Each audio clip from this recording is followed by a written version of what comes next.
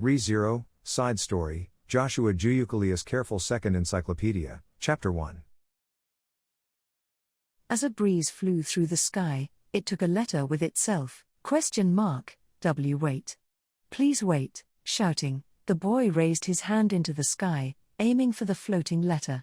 However, the letter left him behind and flew away, as if flapping wings, with utter grace. Chasing it down the slope was an elegant-faced youth, his tied purple hair, his clear face, and his bright twinkling yellow eyes, along with glasses on just his left eye, were features characteristic to him. Wearing a well-fitting dress of black, it could be safely said that he came from a noble household. That was also another factor that made his dash down the slope look like there was something wrong. ? KHHK. If only I had taken a look at the content. RHK, sitting beside the window in a quiet room, immersed into the world of literature. That was the kind of scenario befitting the youth, but here he was, looking upwards and shouting. People in the surroundings wondered what he was doing, as they witnessed the youth fall flat in the middle of the slope. And, where the letter, which was sought after by the youth, had landed was visible. The letter hung onto a dragon ferry traveling in the waterway, and went along with it. After borrowing the power of wind, this time it borrowed the power of water. Rather, it would be more appropriate to say that it borrowed the power of the water dragon, but that was not the issue here. ? Hey you there, are you all right? Passing by the fallen down youth, who gave off the impression of being asleep, was a huge man who asked that question. Seeing the lack of response, the passerby looked at his face, sensing that the problem here may be severe. ? Darn it. I cannot just stay fallen at this place. ? Forcefully swinging his long legs, the youth sprang and stood up. At his sudden movement, the passerby was visibly surprised, to whom the youth responded with a kindly excuse me, bowing gracefully. ? Though I have shown you an unpleasant sight, I assure that there is no need to worry. I have been given the responsibility of completing a certain task, and I will surely complete. ? Is that so? So then, what should be done? By the end of the energetic youth's words, the passerby pointed towards the waterway. Where he pointed to, there was visible a swimmer swimming leisurely, a ferry carrying a letter, and a street. ? Wait. Please wait. Changing his expression, the youth continued his chase for the letter. Chapter 2. Reaching the age of 17 this year, was Joshua Jukalius, the younger brother of Julius. The Jukalius household has been a noble family and had a long history with the kingdom of Lagunica. Traces of the family's prominence and the outstanding members of the household go back to several generations, although there are several noble households who do not do so. In the Jukalius household, being born as a male directly meant that you must become a royal knight. Naturally, the child also received the necessary education for that, following the words, the correct way of life for achieving elegance, that have been passed down the generations since ancient times. However, Joshua's body betrayed the expectations of his parents, who also held the same belief. When he merely held the sword in simple playful imitation when he was a child, just that affected his breath, before even receiving any proper training. His education plans were changed after he got bedridden due to a fever. As far as he could remember, he could only see most of his days and time being spent sitting on a bed, reading a tome. Turning the pages, he looked outside the window, where he could see the garden of his mansion, and his brother practicing the way to uphold the sword. He was under the same teacher that Joshua was supposed to be under, had received the same education as what Joshua was supposed to receive, and had taken the responsibility upon himself which Joshua was supposed to take. Seeing his figure, young Joshua narrowed his staring yellow eyes. At a great distance from him, in the garden, red spheres hung onto the trees. Joshua, with both his hands on his knees, Joshua panted hoarsely in a desperate attempt to regain his strength, making an expression as if he was on the verge of death. It had been a total of 5 minutes since he had started his pursuit for the floating letter, and his body had already reached its limit. On top of that, instead of flying, the letter was now on a ferry, distancing itself away from Joshua further and further. Joshua, if I am unable to get hold of it again, it'll be quite a problem. Joshua shook his head, As he tasted a bit of blood in his saliva accompanying his immense breathlessness, the letter was important. He cannot just lose it, and his apologies will not be accepted either. The content of the letter included instructions that will have a severe impact on the future of someone who may become the ruler of the kingdom. And he knew that person was also waiting for the letter. He did not believe in something like hope, but in what was spoken in jest was the undeniable strength in the tone. The letter surely held sincere, heartfelt feelings. For a year and a half now, Joshua had been working with his master, Anastasia, not just her being a royal candidate, but even ties to the Supreme Council that she represented. Being able to help someone like her with housekeeping was an honor for him. However, the stimulus for fascination and joy for Joshua was stepping into the outside, unfamiliar world. Unlike when reading books, he could feel the true essence of the reality that was this world and had witnessed the scene of a person's life transforming with his own eyes in the Chamber of Commerce. And, in those scenes, the person was somewhat having the same expression always. The heartbreaking belief of the young Joshua was that this was an expression of sincerity. Henceforth, no matter how discomforting the other party was, they would not tolerate such an attitude. Moreover, using your own mistake to cause harm to the opposing party was simply unspeakable. Joshua, so, if the letter gets away now, ?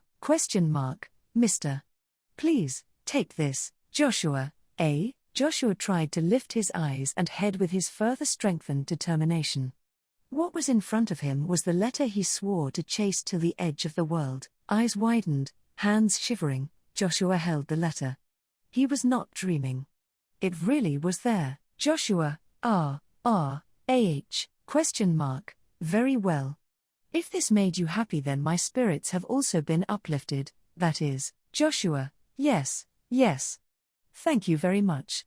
If I was to lose it, I would be unable to face anyone in future. Then I am truly glad. It is an honor I could be of help. Hugging the letter to his chest, Joshua bowed his head. A smiling young boy stood in front of Joshua, with soft, pink hair, and two cute large, round eyes. Perhaps around 10 years of age. Despite his youth, he was well dressed in robes, and though his nature and disposition was unknown, he gave off a friendly aura. This young boy had recovered the letter. He could be called nothing but impressive. Joshua, by the way, how did you come to understand that this letter belonged to me? I saw Mr. dashing down the street shouting about the letter with his hand raised to catch it, that is why I realized that I must not let it go. Joshua, you are right, this letter is indeed important. And I was running behind it, though I was not fast. He had been running slowly due to his heavy breathing, feeling sincere embarrassment when the young boy said that he was dashing. Afterwards I hurriedly called out to the master of the ferry. I asked for it politely, and I was able to receive the letter, so I was simply fortunate. Joshua, no, that is simply your modesty. I am truly grateful. The young boy had a modest attitude, and he was quick to point out how what he did was not his feat. Regardless, Joshua wanted to truly show gratitude to him for his help. Joshua, however, I must thank you for this. He had nothing on himself right now, but he was just heading to the inn. However, taking the young boy that far with himself would not be good either. Joshua, if there is something I can help you with, then please ask anything.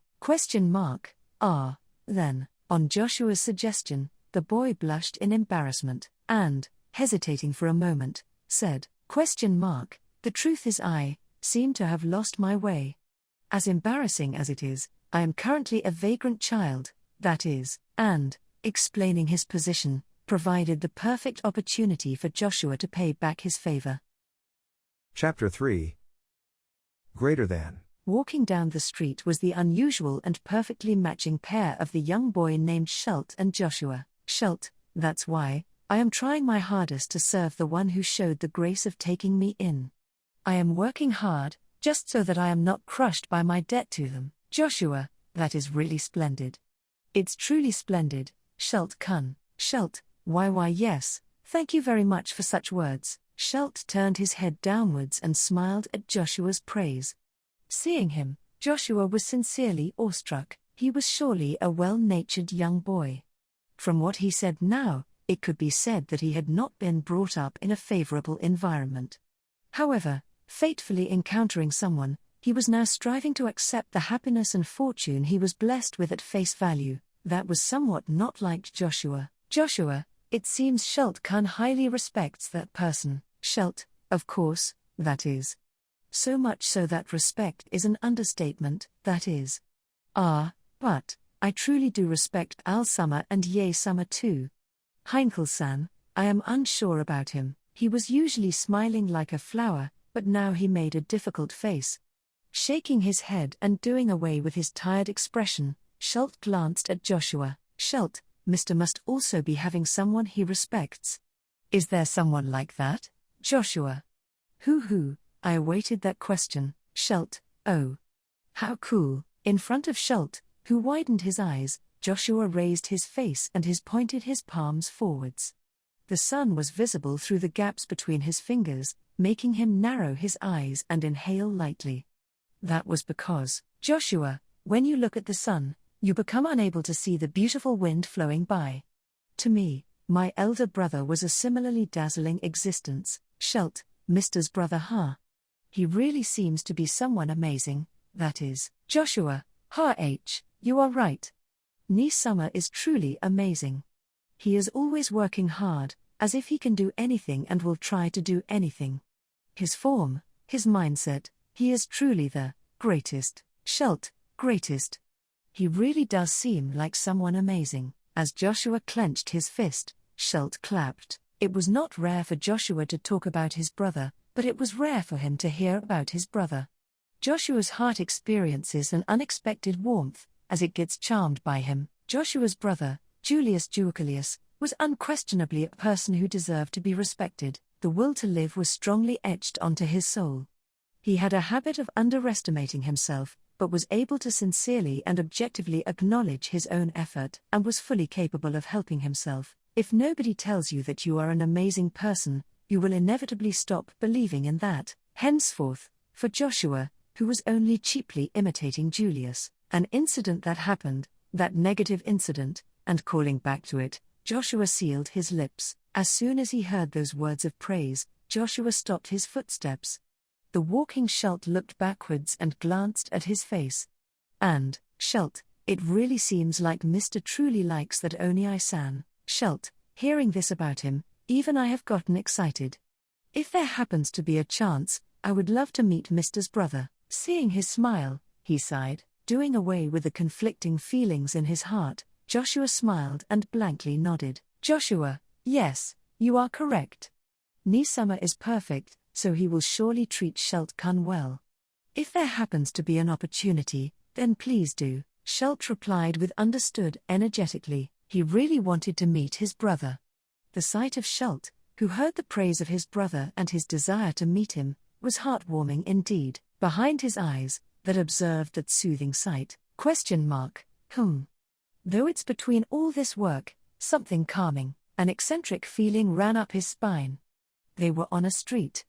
With a number of people passing by, with a number of voices sounding by, that voice alone shook up Joshua's eardrums with a complete lack of constraint. Regardless of even that, he could immediately make out the fact that those words were directed at him. Joshua, Shelt Khan, listen to my instructions and dash ahead with all your strength, please. Shelt, mister, looking back at the street and glancing at the owner of that voice, said Joshua as he patted Shelt's shoulder.